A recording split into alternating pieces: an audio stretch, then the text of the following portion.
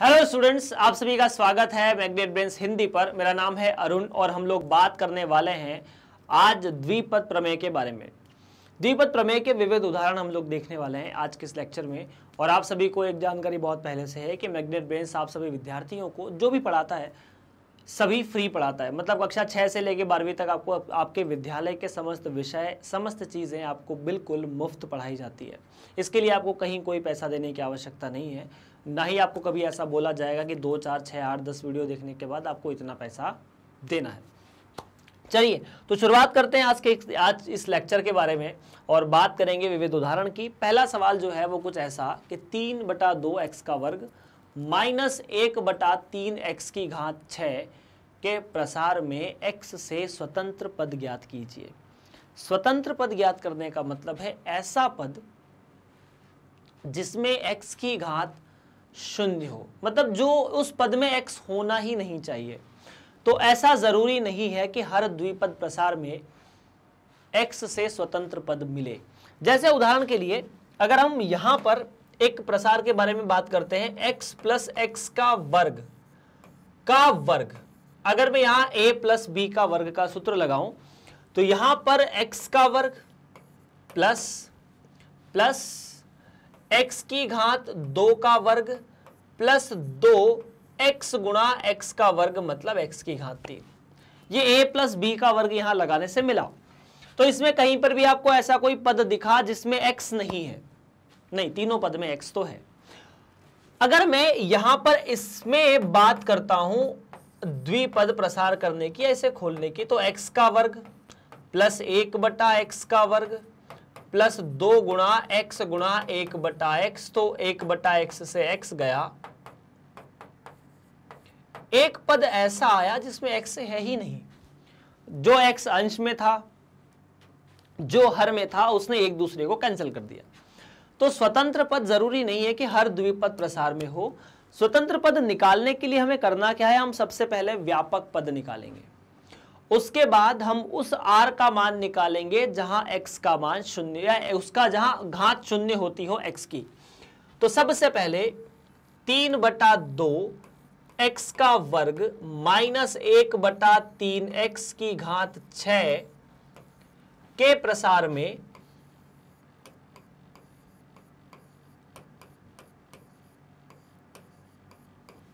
व्यापक पद क्या होगा?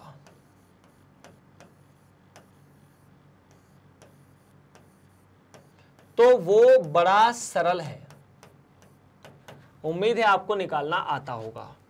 6CR है ना, निकालना तो आता ही है। NCR x की घात n माइनस r y की घात r, ठीक है। 3/2, अभी ध्यान से सुनिए, 3/2 की घात x का वर्ग पूरे की घात 6 माइनस r माइनस 1/3x पूरे की घात r, ऐसा कुछ। थोड़ा सा सरल करने की कोशिश करते हैं। तो देखिए क्या होगा, 6CR, ठीक है, 3/2 की घात 6 माइनस r, और ये माइनस 1/3 को भी, ये जो 3 है ना, माइनस 1/3 दूसरे वाले पद से उसे भी लिख देते हैं 1/3 की घात r। अब ये हो जाएगा x की घात 2 पूरे की घात 6 माइनस r, साथ ही साथ 1/x की घात r, ऐसा कुछ।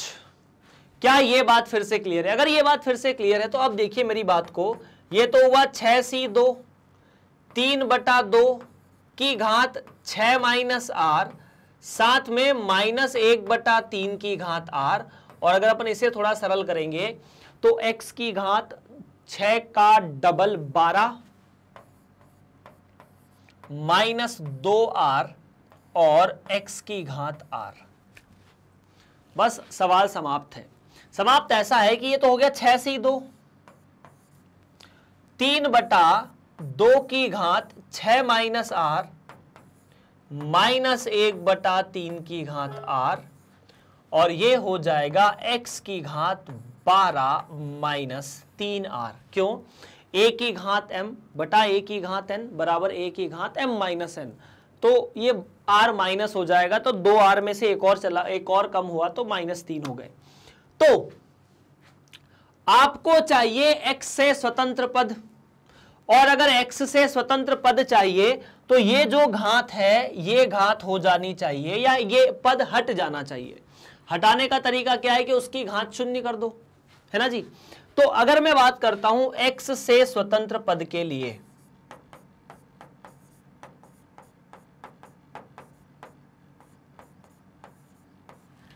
x से स्वतंत्र पद के लिए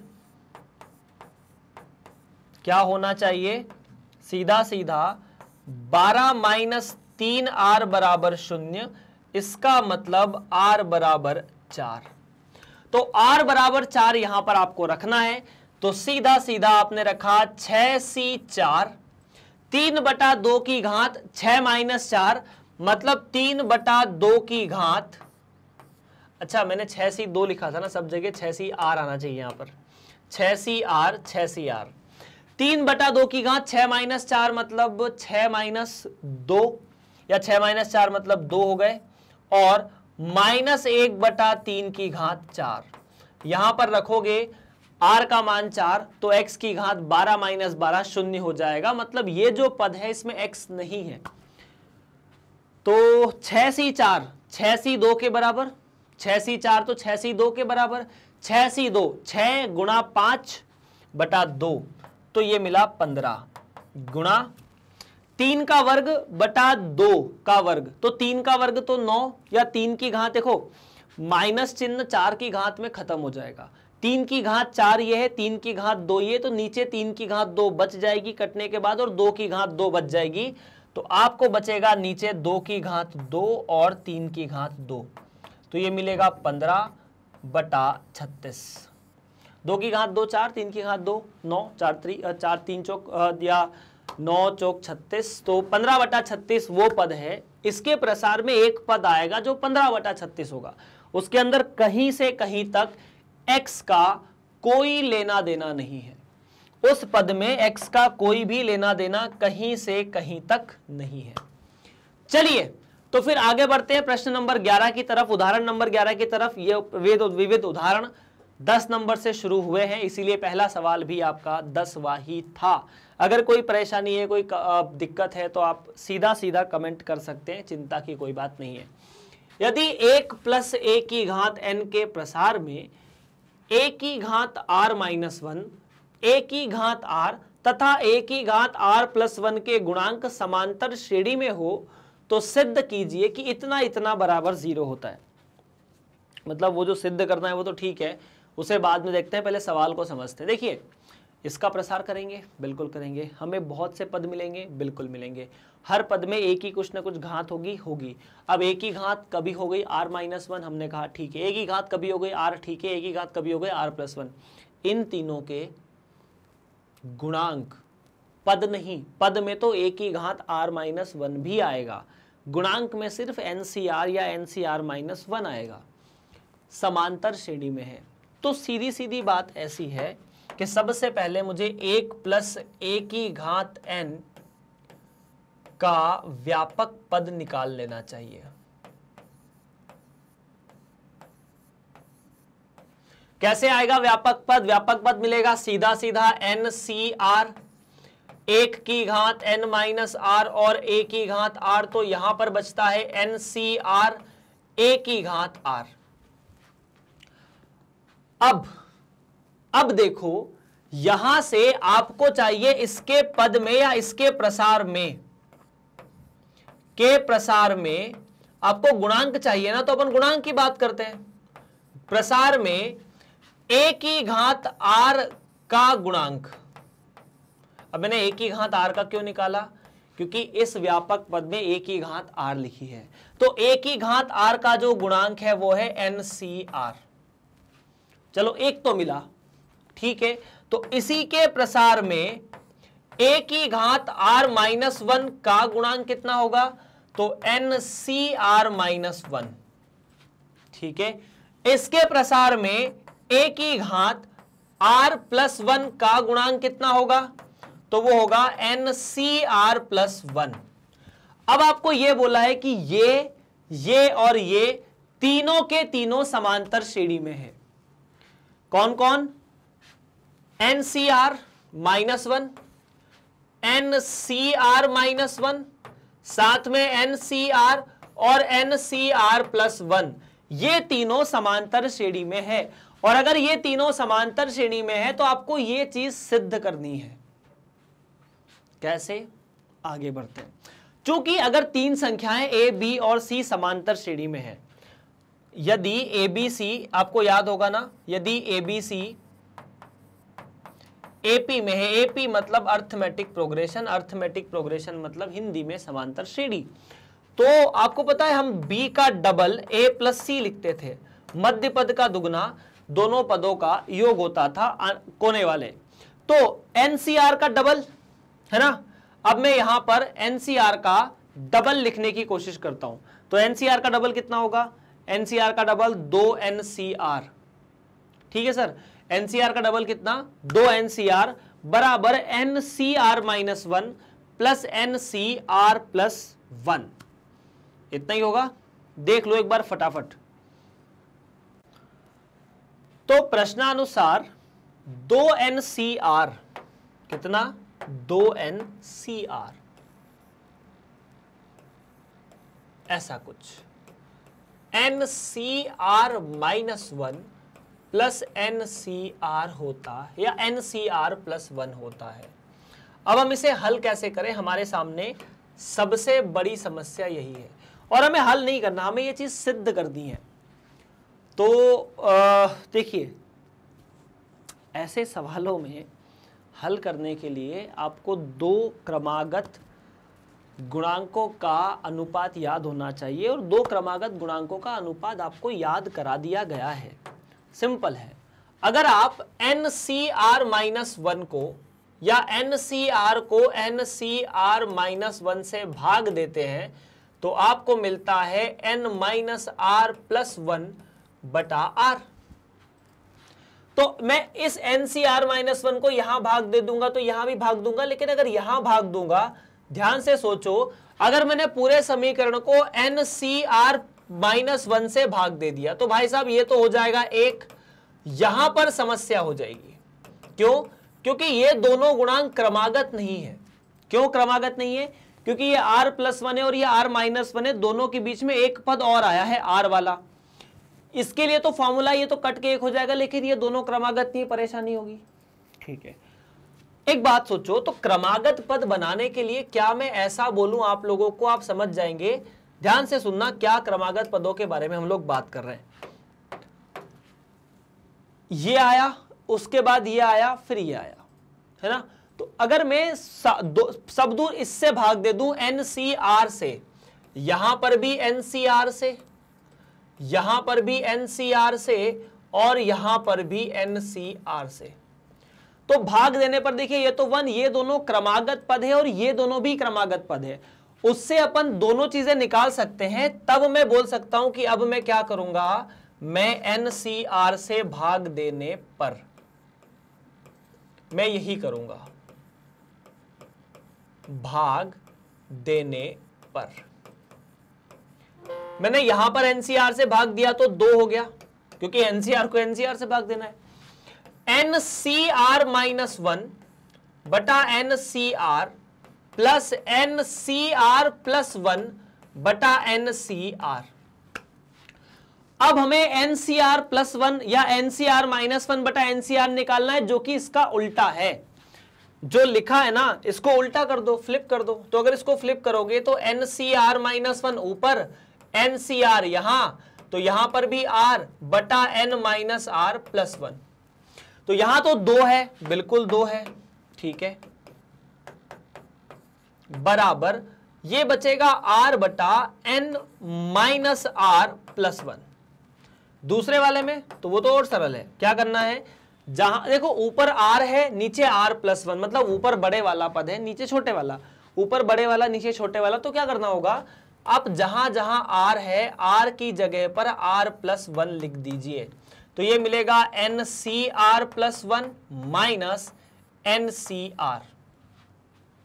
और अगर हम इसको हल करते हैं, जहां जहां r है वहां वहां r+1 लिखने के बाद, तो ये r+1 बन जाता है।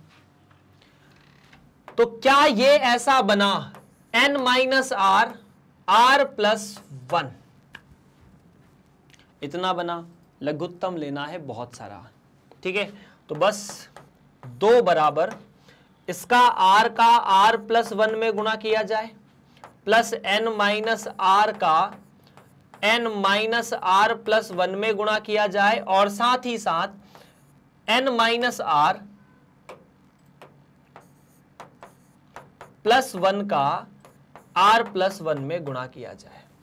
यही करना है और कुछ नहीं करना है। इसको हल करने के बाद आप इस रिजल्ट पर पहुंच जाओगे। इसको हल करने के बाद आप ये वाला जो रिजल्ट है ना, इस पर आसानी से पहुंच जाओगे, चिंता की कोई बात नहीं है। तो बस आइए शुरुआत करते हैं। फिर शुरुआत कैसे करते हैं, इसी को हल करने की या सरल करने की। तो 2 बराबर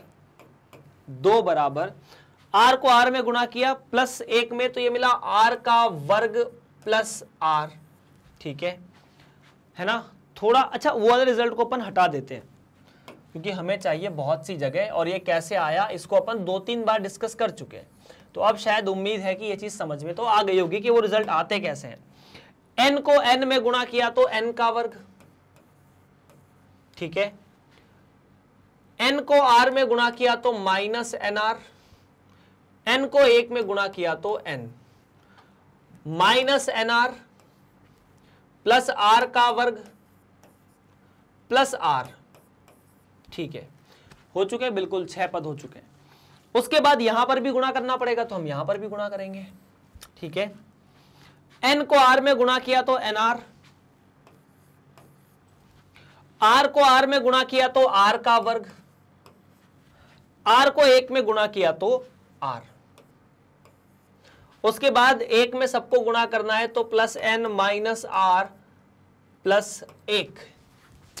तो देखिए ये क्या बनता है, ये बनता है 2 बराबर r का वर्ग और r का वर्ग मिला के 2r का वर्ग, r और r मिलाकर 2r, ठीक है। इतना ही है, बिल्कुल। उसके बाद r का n का वर्ग किसी के साथ है नहीं, nr और nr मिलाकर -nr प्लस n का वर्ग प्लस n, भाग दे दो nr से तो nr, ठीक है। r से r गया, -r का वर्ग प्लस 1। इतनी सी बात है ये। आपको जो प्रश्न हल करना है, उस प्रश्न के अंदर आपको जो भी कुछ दिया है वो ऐसे ही दिया हुआ है, देख लो। आपको यहां n का वर्ग -n- कुछ ऐसा लेकर आना है, ठीक है। तो कुछ नहीं, थोड़ा सा चीजों को हम फिर से, मतलब इसे कैलकुलेशन में लेके जाते हैं और कुछ नहीं करना है यहाँ, बस कैलकुलेशन। तो देखिए 2n को अगर आप यहां गुणा करते हैं तो ये मिलेगा 4nr माइनस 2n का वर्ग प्लस 2 बराबर nr जो है ना, अच्छा nr और nr भी मिलकर 2nr थे क्या? हाँ, 2n गुणा r थे, तो ये भी 2 थे, तो -2nr। और यहां 2 नहीं है, यहां 4 नहीं है, अभी 2 है, मैंने दोनों को उनको भी जोड़ लिया था, ठीक है। n का वर्ग प्लस 1 तो r का वर्ग प्लस r, और n का वर्ग -nr माइनस n, और उसके बाद -nr प्लस r का वर्ग, यहाँ -r आना चाहिए। r को इसमें गुणा करेंगे तो -r आएगा, जो कि शायद सही है। थोड़ा सा यहाँ प्रॉब्लम हो सकती है, -r है बस, और कुछ भी नहीं है ना जी। ये r को 1 में गुणा किया तो -r, ठीक है। तो r से r चला जाएगा, तो ये जो r वाली कहानी है ये भी खत्म है, यहाँ पे सिर्फ -2nr ही है, ठीक है। उसके बाद n का वर्ग सिंगल टाइम्स है, n का वर्ग सिंगल टाइम्स है, कोई दिक्कत नहीं है। तो यहां पर बचता है 2n या 2r का वर्ग -2nr प्लस n का वर्ग प्लस n। तो सब चीजों को एक साइड ले आओ, क्योंकि आपको जो प्रश्न के अंदर लेकर आना है उसमें बराबर शून्य करके देना है। तो सब चीजों को एक साइड कहीं पर भी ले आओ, कोई दिक्कत नहीं है। हम सबको एक साइड लेकर आते हैं या उस साइड लेकर चले जाते हैं, तो ताकि n का जो वर्ग है वो धनात्मक हो जाए। और यहाँ पर भी जो है, अच्छा ये r का वर्ग है, n का वर्ग तो है नहीं, तो ये r का वर्ग होगा, है ना। थोड़ा सा 2 nr को 2 में गुणा किया, 2 को r के वर्ग में गुणा किया और 2 में गुणा किया। r के वर्ग को उधर ले गए तो ये बन गया 4r का वर्ग, उधर गया सब कुछ, ठीक है। प्लस 2 nr और 2 nr मिला के माइनस 4 nr, ठीक है, ठीक है। उसके बाद प्लस n का वर्ग प्लस n माइनस 2 बराबर 0। ठीक सर जी, ठीक। हमें क्या लेकर आना है, n का वर्ग लेकर आना है, तो n का वर्ग लेकर आएंगे माइनस nr माइनस n लेकर आना है, ठीक है। तो n का वर्ग लाने के लिए पहले तो n के वर्ग को उससे पहले लिख दिया, माइनस इन दोनों में से आपने n को बाहर निकाल लिया, तो बचा 4n या 4r माइनस 1। देख लो, इन दोनों में से, इस पद में से और इस पद में से आपने n को बाहर निकाल लिया। n को बाहर निकाला तो माइनस चिन्ह के साथ, तो ये तो प्लस बन जाएगा और ये माइनस, प्लस 4r का वर्ग माइनस 2 बराबर 0, और यही आपका सही जवाब है। यही आपको सिद्ध भी करना था। आप देख सकते हैं, जहां पर आपको ये चीज सिद्ध करनी है वहां पर आप सीधा सीधा इसको बराबर के रूप में देख सकते हैं। n का वर्ग माइनस n गुणा 4n minus 4r minus 1, 4r का वर्ग माइनस 2, और आपको यही सिद्ध करना था, और कुछ भी नहीं है। आई होप एवरीथिंग इज फाइन। अच्छा, कुछ नहीं है, यहां पर चीजें धनात्मक है, वहां पर चीजें ऋणात्मक होनी चाहिए थी, और कुछ नहीं है। चलिए, तो बेसिकली हमें जो सिद्ध करना था, n जो है वो धनात्मक है, यहां पर भी n धनात्मक है। n धनात्मक कैसे आया, n धनात्मक, इस n को अपन ने 1 में गुणा किया तो आया, वो भी ठीक है, ठीक है। चलिए सर, तो I hope everything is fine to you, यहां पर आपको कहीं कोई दिक्कत नहीं होनी चाहिए। तो इस तरह से इस प्रश्न का हल हम लोग कर चुके हैं। कोई दिक्कत परेशानी अगर हो तो you can ask in the comment section. तो प्रश्न नंबर 11 हमारे सामने समाप्त हुआ। अपन बढ़ते हैं 12वें प्रश्न की तरफ। दिखाइए 1 प्लस एक्स की घात 2n के प्रसार में मध्य पद का गुणांक 1 प्लस एक्स की घात 2n माइनस 1 के प्रसार में दोनों मध्य पद के गुणांकों के योग के बराबर होता है। यहां पर आपके सामने ये दिया हुआ है कि मध्य पद आपको निकालना है, और मध्य पद निकालने के लिए एक तो यहां 2n है, मतलब जो पहले वाला जो मध्य पद है वो एक ही आएगा, क्योंकि 2n एक सम संख्या है। अगर सम संख्या होती है तो मध्य पद n प्लस 1 बटा 2वां पद आता है, या n बटा 2 प्लस 1वां, और यहां पर चूंकि विषम संख्या है तो यहां 2 मध्य पद आएंगे। तो बस 1 बाय 1 सारे के मध्य पद निकाल लो। तो कैसे, ऐसे 1 प्लस एक्स की घात 2n का मध्य पद कैसे निकलेगा, बड़ी आसानी से निकलेगा। क्या है, चूंकि एक सम संख्या है, n बटा 2 प्लस 1वां पद। अब n बटा 2 प्लस 1वां पद, यहां पर n नहीं है, यहां n की जगह 2n है, तो यहां 2n बटा 2 आ जाएगा। तो ये वास्तव में n प्लस 1वां पद होगा। और आपको एक बात बता देता हूं कि n प्लस 1वें पद में r प्लस 1वें पद में हम r रखते हैं, तो n प्लस 1वें पद में n रखेंगे, तो यहां पर जो मध्य पद होगा वो होगा 2nCn, और बाकी x की घात ऐसा ऐसा कुछ है, तो हम सीधा सीधा यहां गुणांक निकाल लेते हैं, है ना। मतलब यहां पर क्या आएगा, x की घात n भी आएगा, और हमें x की घात n से मतलब नहीं है, हमें सीधा सीधा मध्य पद के गुणांक से मतलब है। प्रश्न में यही बोला है, मध्य पद का गुणांक 2nCn।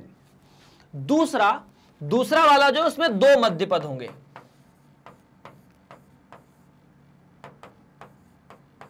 कौन कौन से, तो इसमें 2 मध्य पद होंगे, इन्हें आप बड़ी आसानी से देख सकते हैं।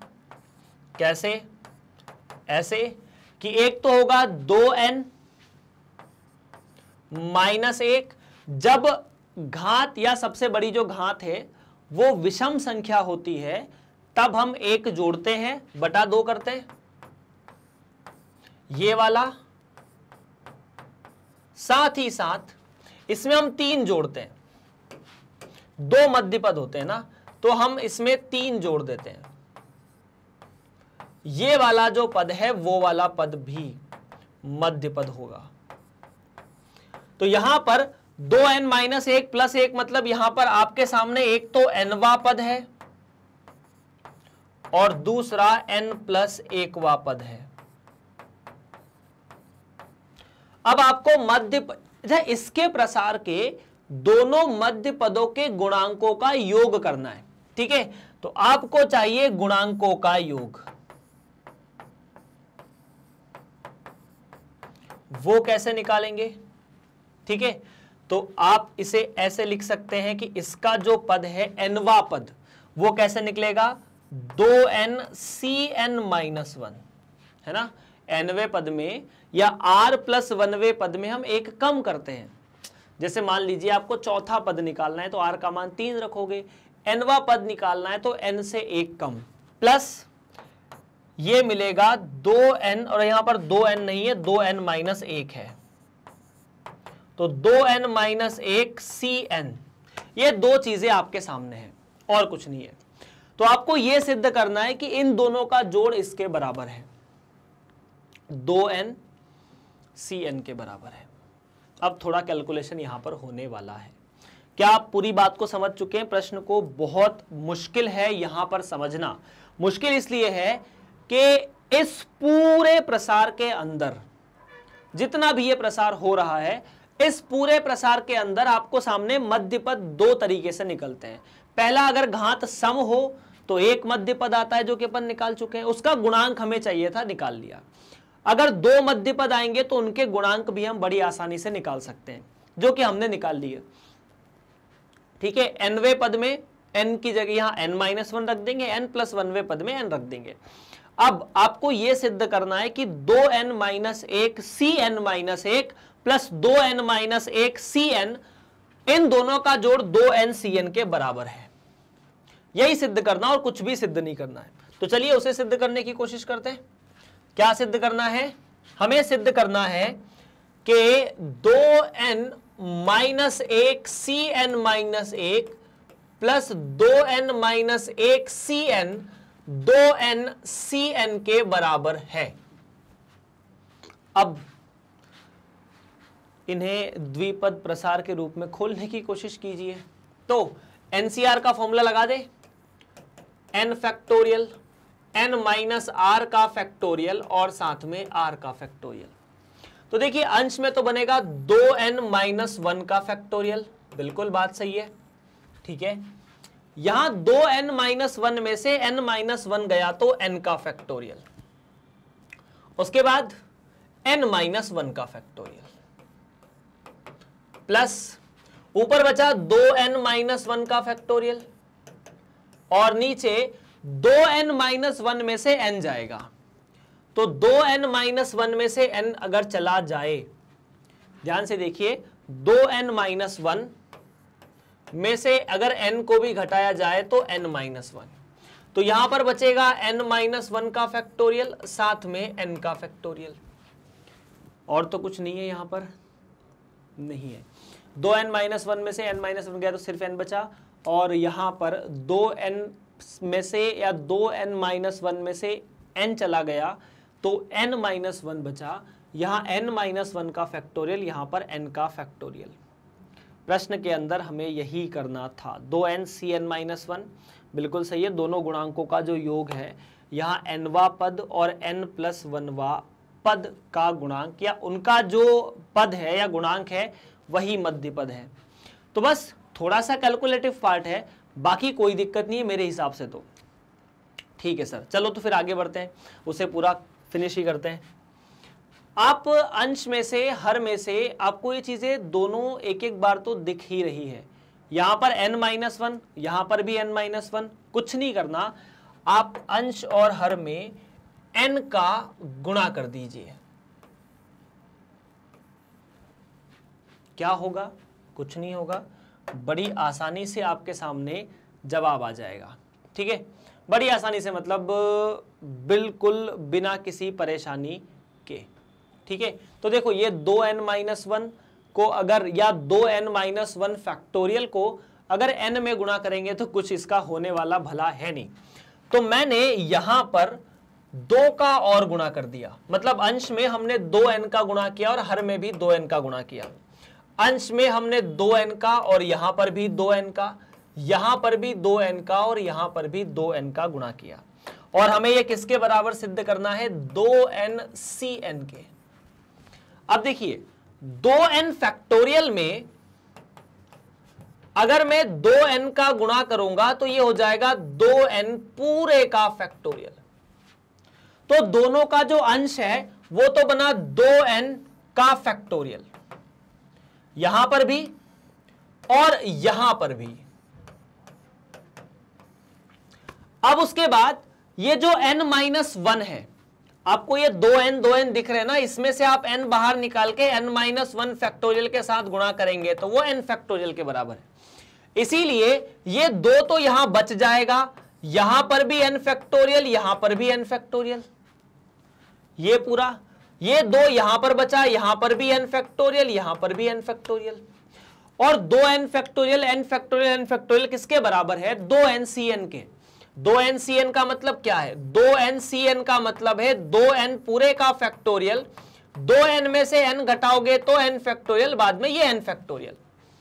तो यहां पर ये बचा 2n-Cn बटा 2 प्लस 2n-Cn बटा 2 बराबर 2n-Cn, और ये तो हो ही रहा है 2n-Cn बटा 2 बराबर 1, तो 2n-Cn बराबर 2n-Cn, और यही आपका सत्य जवाब है। मतलब यही हमें सिद्ध भी करना था। तो परेशानी थोड़ी सी है, मैं मानता हूं ये चैप्टर थोड़ा सा ऐसा है जहां कैलकुलेशन थोड़े परेशान करते हैं, लेकिन जहां चाह वहां राह। अगर आप चाहेंगे कि इस चैप्टर को आप बहुत आसानी से फिनिश कर दें, समझ लें, तो आसानी से आपके सामने ऐसे बहुत से रास्ते निकलेंगे जिन्हें आप याद रख सकते हो, समझ सकते हो। खैर, आगे बढ़ते हैं अगले प्रश्न की तरफ, क्योंकि उन्हें भी करना जरूरी है। तो अगला प्रश्न भी हमारे सामने है, क्योंकि 12वां समाप्त हो चुका है तो बाद के बाद 13वां आना चाहिए। तो 13वां प्रश्न इस तरह है कि द्विपद फलन का उपयोग करते हुए गुणनफल में a की घात 4 का गुणांक ज्ञात कीजिए। तो ये कोई बहुत बड़ा काम नहीं है। क्यों बड़ा काम नहीं है? देखिए, 1 प्लस 2a की घात 4 और 2 माइनस a की घात 5, मैं आपको a की घात 4 का गुणांक पता करना है। तो क्या, सुनना ध्यान से, आप पहले तो ना इसका द्विपद प्रसार लिख दीजिए। किसका? ये वाले का। 1 की घात 4, ठीक है। आपने a प्लस बी की घात 4 का सूत्र याद किया है क्या?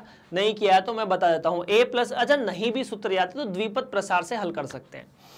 a प्लस बी की घात 4 में क्या होता है? सबसे पहले हम a की घात 4 करते हैं, फिर हम a की घात 1 कम कर देंगे, लेकिन 4 के साथ हम b की घात बढ़ाते जाएंगे, a की घात कम करते जाएंगे। 1 4 6, 4 1, तो 4a b की घात 3 और दूसरे आखिरी में b की घात 4। तो ये मिलेगा 4, a की घात 3 मतलब 1 की घात 3, और उसके बाद b मतलब 2a, प्लस ये 1 की घात 4 को मैं हटा देता हूं, प्लस 6 a का वर्ग 1 का वर्ग, उसके बाद b का वर्ग, b मतलब 2a का वर्ग, फिर 4, 2a की घात 3, फिर 1, या उसके बाद 2b की घात 4। एक वाला मामला तो क्लियर हो चुका है। 2a की घात 4। दूसरा जो गुणनफल है, मतलब दूसरा जो प्रसार है, उससे अपन को खोलना पड़ेगा द्विपद प्रसार से।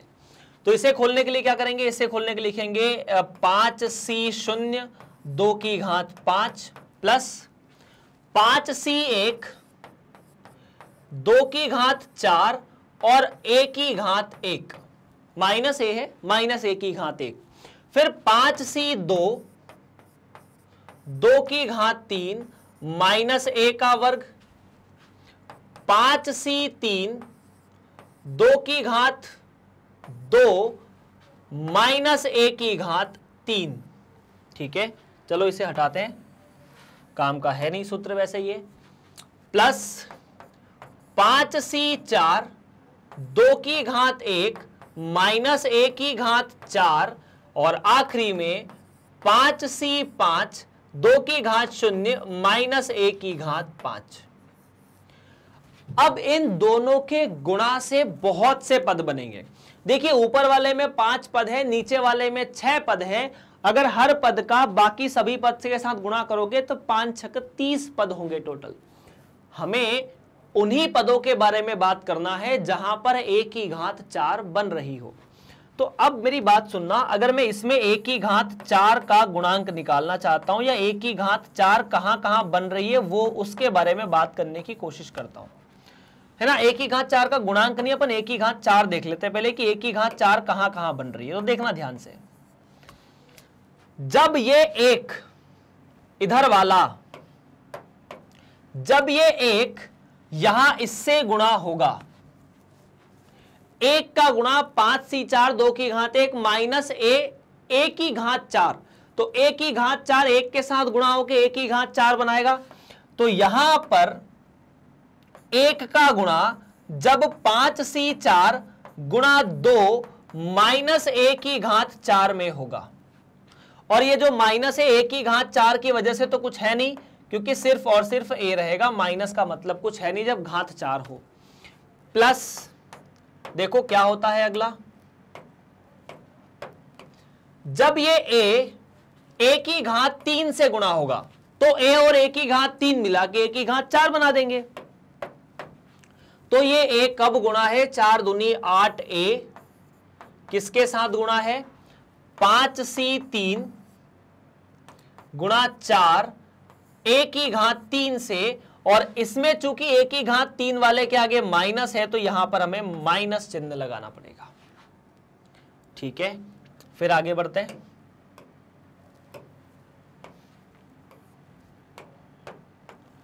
जब ये वाला पद इससे गुणा होगा तो यहां a की घात 2 और यहां a की घात 2 मिला के a की घात 4। ठीक है, तो 6 2 का वर्ग है 4, तो 24 a का वर्ग गुणा 5c2 2 की घात 3 मतलब 8 और माइनस a की घात 2 जो कि a की घात 2 ही है। जब यहां से, अभी और भी बहुत कुछ है, जब ये वाला पद इस वाले पद से गुणा होगा, 4 गुणा 2 a की घात 3 इस वाले पद से गुणा होगा, तब भी a की घात 1 यहां है, 3 वहां है, मिला के 4 हो जाएंगे। तो पर चूंकि यहां माइनस a है तो घात में माइनस आएगा, अपन पहले से लिख देते हैं। 2 की घात 3 8, 8 चौक 32, तो 32 a की घात 3। ठीक है, और 5c1 गुणा a की घात 4 और साथ में a की घात 1, a की घात 4 नहीं 2 की घात 4। ठीक है, और आखिरी वाला जो पद है 2a की घात 4, 2 की घात 4 मतलब 16, तो जब 16 a की घात 4 इस वाले पद से गुणा होगा 5c0, 5c0 मतलब 5c0 और 2 की घात 5 से गुणा होगा, तभी मतलब इतने केस में a की घात 4 a की घात 4 a की घात 4 बनेगा। देख सकते हो आप लोग, हर केस में a की घात 4 a की घात 4 a की घात 4 बनेगा। हमें इसका गुणांक चाहिए, तो जहां पर भी गुणांक की बात होती है हम क्या करते हैं, वो जो संख्या उसको हटा देते हैं, a की घात 4 को सब में से हटा दो। तो गुणांक के बारे में बात करते हैं, थोड़ा सा यहां कैलकुलेटिव पार्ट रहेगा। ठीक है, तो क्या करें यार, a की घात 4 का गुणांक, अब थोड़ा फास्ट अपन कैलकुलेशन करेंगे। 1 का मतलब तो 1, ठीक है। 5c4, आपको पता है 5 और 4 के बीच में अंतर 1 है, n-1, जब n और r का बीच में अंतर 1 होता है NCR में, तो अपन सीधा सीधा जवाब n लिखते हैं, मतलब ये 5 है, गुणा 2 यहां पर है, a की घात 4 गया, माइनस 8, एक a और a की घात 3 चला जाएगा। सीधा सीधा आपको जो जो दिख रहा है ना मैं बता देता हूं, यहां से a की घात 4, यहां a की घात 3, ये a और ये a का वर्ग, ये a की घात 3, ये a, और ये किसी काम के नहीं है। क्यों काम के नहीं है? क्योंकि ये घात 4 बना रहे हैं मिलके। अब हमें उसका गुणांक निकालना है, गुणांक में वो संख्या आती नहीं है तो अपन गुणांक कैलकुलेट कर रहे हैं, बस माइनस लगाया, 8 चौक 32, बिल्कुल करेक्ट है, 5C3, 5C3 5C2 के बराबर, 5C2 का मतलब 5 गुणा 4/2 मतलब 10, तो ये 10, तो इसे 320 सीधा सीधा लिख देता हूं। उसके बाद 24 5C2 गुणा 8, 5C2 का मतलब वही 5 गुणा 10/2, तो ये मिलेगा 24 गुणा 10 गुणा 8, ये 8 यहां पर था, ठीक है। 5C1 -32 है तो -32 लगाया, गुणा 5C1 का मतलब 5, 2 की घात 4 का मतलब 16, तो 5 गुणा 16 प्लस 16, 5C0 का मतलब 1, 16 गुणा 32 है ना, 2 की घात 5 का मतलब 32, और आपका यही जवाब होना चाहिए। मतलब इसको हल करने पर जो जवाब आएगा वही आपका जवाब है, ठीक है। कैलकुलेशन तो है, काफी है। तो 5 दूनी 10 माइनस 320, 24 का 8 में गुणा कर लेते हैं पहले तो, और 32 का 16 में गुणा कर लेते हैं, 5 गुणा करना पड़ेगा, ये कैलकुलेशन हमें करने ही पड़ेंगे। तो 24 का अगर 8 में गुणा करेंगे तो क्या होगा, 1 बाय 1 इन सब चीजों को हमें जोड़ना और कुछ भी नहीं करना है। 24 गुणा 8, तो यार 24 चौक 96, 24 चौक 96, 192 होता है सीधा सीधा, तो ये 192। तो जवाब में आना चाहिए 10 माइनस 320 प्लस 192, ठीक है। 32 का, अच्छा ठीक है, ये भी ठीक है, 32 गुणा 5 गुणा 16, इसको गुणा करने की जरूरत नहीं है, ठीक है। 32 गुणा 5 गुणा 16, 16 पंजे 80, तो 32 गुणा 80, गुणा कर ही लेते हैं यार, 8 दूनी 16 हासिल 1, 8 3 24 और 1 25, पर ये धनात्मक चिन्ह नहीं ऋणात्मक चिन्ह के साथ है, तो -25 60, ठीक है। और 16 का गुणा 32 में, ठीक है, तो 16 एकम 16, 16 दूना 32, अब 16 का गुणा करना पड़ेगा 32 में, इसमें मैं कुछ नहीं कर सकता हूं, कैलकुलेशन है, 16 48 और 3 51, ऐसा ही है क्या, 16 दूना 32 हासिल आए 3 और 16 48 और 3 51, तो प्लस 512, इसे हल किया जाए और फटाफट आंसर निकाला जाए। बस मतलब गुणांक पूछा हुआ है तो कैलकुलेशन तो है। 10 को अगर 192 में जोड़ेंगे तो 202 आएगा। पहले धनात्मक एक साइड जोड़ लेते हैं, है ना, 202 आएगा, और 202 को 512 में जोड़ा तो 612 और 614, तो 614 माइनस 00, और ये हुआ 8 और ये 28, तो 2880 माइनस 2880, बस इसे मतलब 614 में से 2880 घटा दीजिए, आपका जो जवाब है वो यही होगा। फटाफट कैलकुलेट करके देखो यार क्या आता है। तो 24 का 8 में गुणा किया 192, साथ में 10 का गुणा था तो ये 0 आ जाएगा। अब अगर अपन इसे जोड़ेंगे तो यहां पर आना चाहिए, फिर से कुछ करेक्शंस होंगे और कुछ नहीं होगा। तो 19 का अगर 1920 या 1920 में 512 अगर जोड़ा जाए तो 19 और 5 24, 24 32, 24 32, 24 42 माइनस 880, तो 38 बचेगा 400 के साथ, बिल्कुल 438। तो आपका जो आंसर आना चाहिए वो -438 होना चाहिए, a की घात 4 का गुणांक। कैलकुलेशन के अलावा कुछ नहीं है। बस ये ध्यान रखना है कि अगर a की घात 4 बनेगा तो इसकी वजह से और सिर्फ इसकी वजह से नहीं, इन दोनों के उन पदों की वजह से जहां a की घात 1 a की घात 3 से गुणा हो जाए, a की घात इसके a की घात 3 इसके a की घात 2 से गुणा हो जाए, तब भी हम बहुत बार a की घात 4 का निर्माण कर सकते हैं।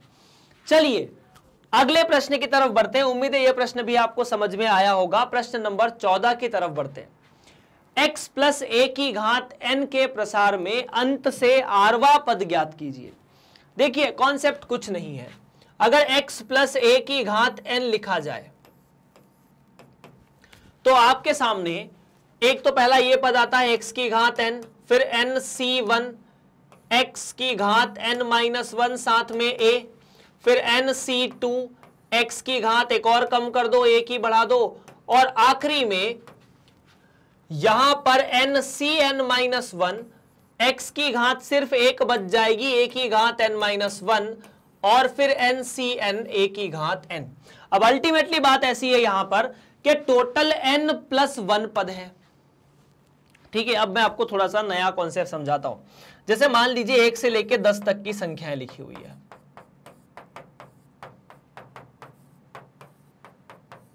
और आपको बोला जाए कि मतलब अगर आप कभी ट्रेन में गए हो और मान लीजिए आपका रिजर्वेशन का डिब्बा है S10 या A3 A4 H1 जो मान आपकी मर्जी हो, अगर वो बोगी इंजन से 5वें नंबर पर है और ऐसे मान लीजिए टोटल 20 डिब्बे हैं, तो पीछे से मान लीजिए आपने एंट्री की उस दिशा से जहां से इंजन नहीं है, पीछे वाला एरिया है, तो वहां से आपको बहुत ज्यादा चलना पड़ेगा। तो ये जो द्विपद प्रमेय है वो ट्रेन जैसी ही है।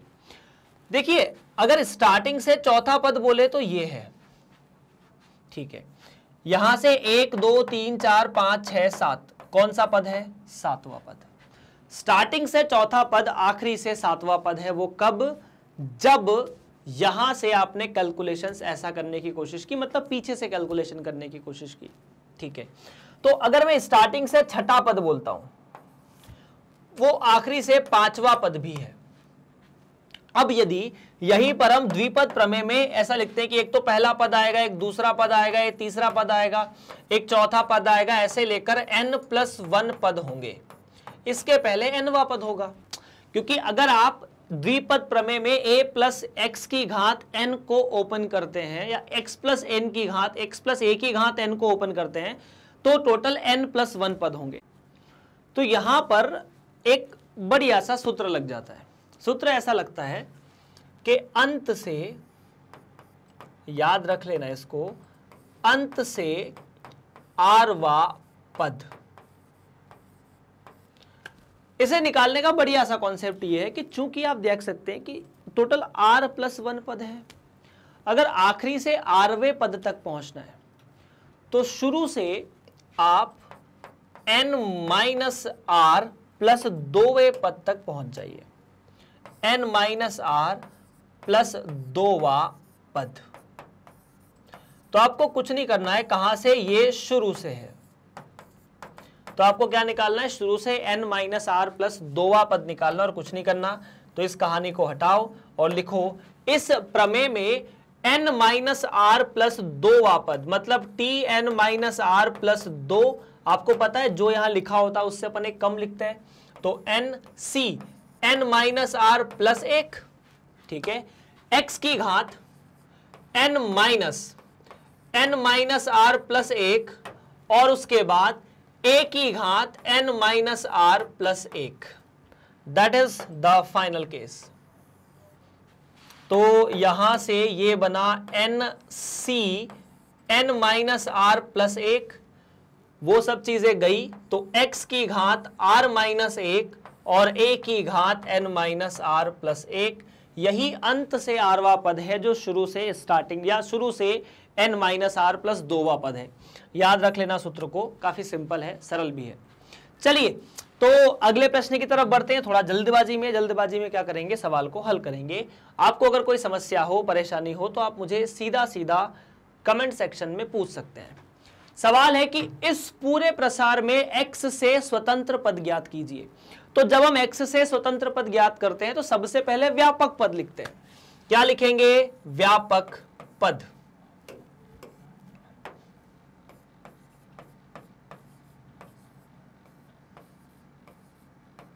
कितना, इतना। क्या होगा ये होगा NCR x की घात 1/3 है ना, की घात n-r, ये ना घनमूल, ठीक है। साथ ही साथ 1/2 की घात r और x की घात 1/3 पूरे की घात r, यही है। आपको चाहिए n का मान 18 है, वो भी लिख देते हैं। तो ये कुछ ऐसा मिला 18CR, ठीक है।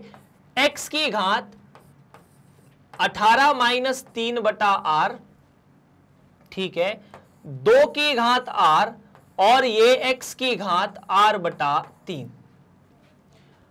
x से स्वतंत्र पद हमें चाहिए। अगर हमें x से स्वतंत्र पद चाहिए तो ये 18CR/2 की घात r तो ठीक है, ये हुआ x की घात, अच्छा यहां पर 18 - r/3 होना चाहिए,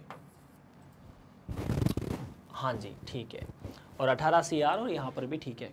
तो ये मिला 18 - 2r/3।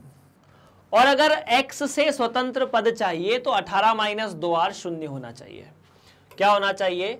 स्वतंत्र पद के लिए, स्वतंत्र पद के लिए क्या होना चाहिए? वो संख्या जो x की घात में है वो 0 होना चाहिए, और वो अगर 0 होगी तो यहां पर r का मान 9 आ जाएगा। r का मान 9 रखिए तो आपके सामने जो स्वतंत्र पद मिलेगा वो मिलेगा 18C9 2 की घात 9। यही आपका सही जवाब है और कुछ नहीं। बस 15वां प्रश्न भी काफी सरलता से आपके सामने हल हो चुका है। चलिए, तो उम्मीद है ये भी आपको समझ में आ चुका होगा। आगे बढ़ते हैं। x - 3/x का वर्ग की घात m, जहां m एक प्राकृत संख्या है के प्रसार में पहले 3 पदों के गुणांकों का योग 5, 5, 9 है, तो प्रसार में x की घात 3 वाला पद ज्ञात कीजिए। बड़ा सिंपल है, देखो x - 3/x का वर्ग, आप इसके पहले 3 पद निकालिए। तो पहला पद तो मिलेगा MC0 x की घात m प्लस क्या MC1 x की घात m-1 और 3/x का वर्ग -3/x का वर्ग की घात 1। उसके बाद MC2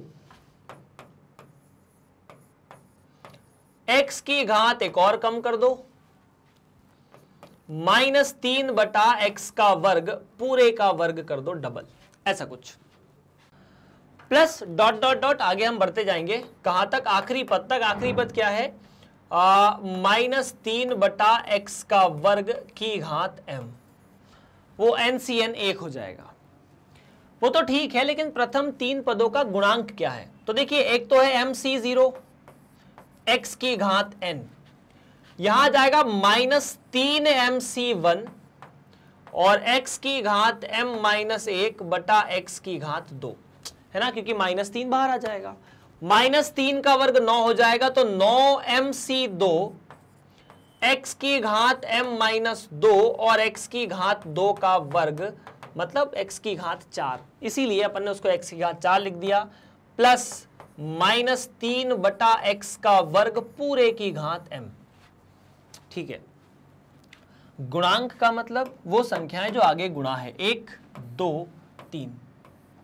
तो इन तीनों का जो योग है वो 5, 5, 9 है, मतलब MC0 -3MC1 प्लस 9MC2, 5, 5, 9 इनका योग है।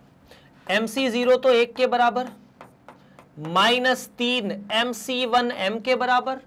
MC2 क्या होता है? MC2 बड़ा सिंपल है, m को उससे एक कम संख्या में गुणा करके 2 से भाग दे दो। अब यहां पर बन रही है द्विपद या द्विघात प्रमेय।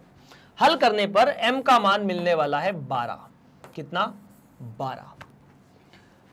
ठीक है, अब हमें क्या निकालना है? x की घात 3 वाला पद निकालना है। जब x की घात 3 वाला, भाई कैलकुलेशन यार, द्विघात प्रमेय हल करना उम्मीद है आपको आती होगी। आती होगी, कक्षा 10वीं पास करके आए हो। चलो मैं एक बार आपको द्विघात प्रमेय जो है या द्विघात बहुपद जो है, वहां द्विघात समीकरण है, उसे वहां पहुंचा देते हैं। तो ये मिलेगा, इधर तो मिलेगा 5 5 8, एक उधर चला गया, -3m गुणा 2 प्लस 9m का वर्ग माइनस 9m गुणा फिर से इधर भी 2। ठीक है, तो -6 और ये -3, तो आपका जो जवाब है या जो द्विघात समीकरण है वो मिला -15m -1116 बराबर 0। तो इसे हल करोगे तो m का मान मिलने वाला है आपको 12। कितना? 12।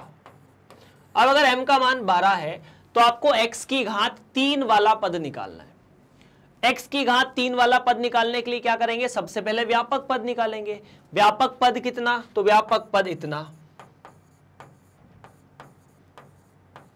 व्यापक पद मतलब NC0, मतलब सीधा सीधा NCR या 12CR।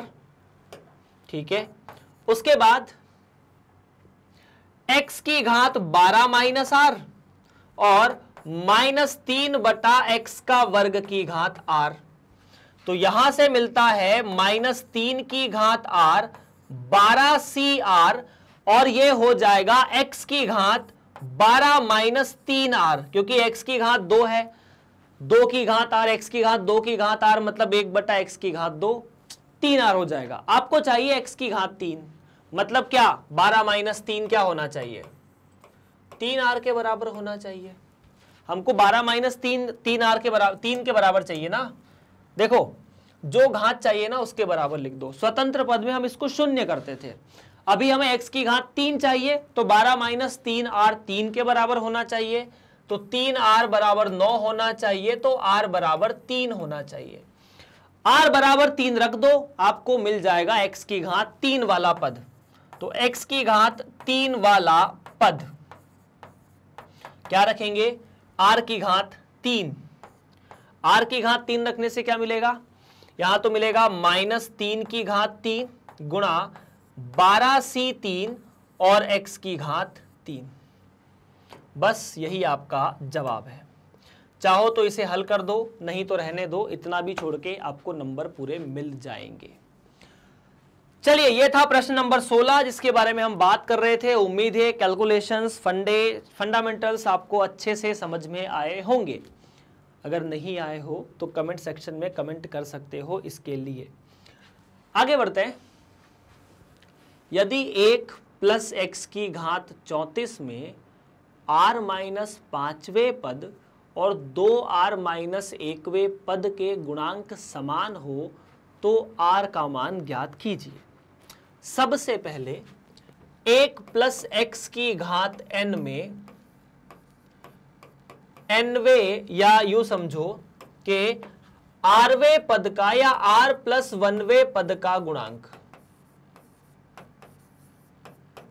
देखिए, हम जो व्यापक पद लिखते हैं वो tr + 1 होता है, इसीलिए NCR होता है। यहां 1 + x है, बाकी कुछ आने वाला नहीं है, तो इसका जो गुणांक होता है वो NCR होता है।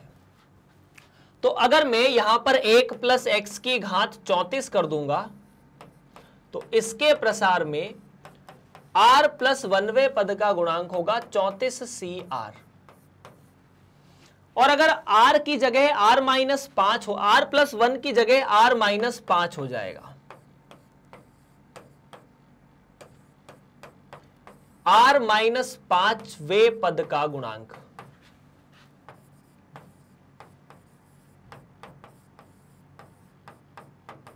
तो कुछ नहीं, यहां r + 1 था, एक r कम किया, यहां एक और r कम कर देंगे, तो 34CR - 6। और यहीं पर इसमें 2r - 1वें पद का जो गुणांक है वो कितना? 34C, 2r - 1 में एक और कम कर दो, 2r - 2। अब आपको यहां पर r का मान ज्ञात करना है इस कंडीशन में। अब आपको पता ही बोला है कि ये दोनों बराबर है। आपको क्या बोला है कि 34CR - 6 बराबर 34C2R-2, ये दोनों कब बराबर हो सकते हैं? ये दोनों कब बराबर हो सकते हैं? तो सर हमें पता है कि यदि NCR बराबर या NCX बराबर अगर NCY है तो या तो X बराबर Y है या फिर X प्लस Y बराबर N है। X बराबर Y होने का मतलब है पहले केस में R-6 बराबर 2R-2 होना चाहिए।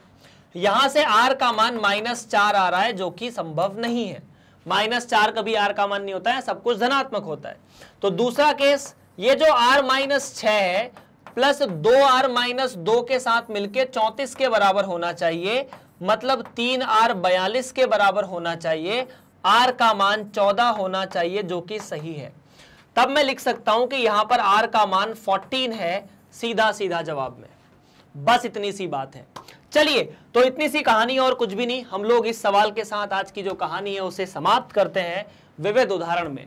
यदि आप मैग्नेट ब्रेन्स के लेक्चर्स को देख रहे हैं तो मैग्नेट ब्रेन्स के ऑफिशियल वेबसाइट एड्रेस पर भी देख सकते हैं, मैग्नेट ब्रेन्स www.magnetbrains.com। आप CBSE हिंदी माध्यम को सिलेक्ट कीजिए, उसके बाद कक्षा 11वीं और फिर गणित विषय। जैसे ही आप गणित विषय सिलेक्ट करेंगे आपको बहुत से वीडियो चैप्टर वाइज यहाँ दिखेंगे, किसी भी एक पर क्लिक करना, आपको उसके सारे वीडियो दिख जाएंगे चलते हुए। जिस वीडियो पर क्लिक करोगे उसका वीडियो मैं पढ़ाते हुए ऐसा आपको मिल जाऊंगा। बस इतना हमारी तरफ से है। बाकी आपको ये भी पता है कि कक्षा 6 से लेकर 12वीं तक मैग्नेट ब्रेन्स आप सभी विद्यार्थियों को पूरी तरह से स्कूली शिक्षा मुफ्त प्रदान करता है। तो बस आपको इसका लाभ उठाना है, अपने दोस्तों के साथ इस वीडियो को शेयर करना है जितना कर सकते हैं, लाइक करना है वीडियो को, और दूसरा चैनल को सब्सक्राइब और वीडियो को भी शेयर। चैनल को सब्सक्राइब कीजिए, वीडियो को शेयर कीजिए और लाइक भी कीजिए। आप सभी का बहुत बहुत धन्यवाद।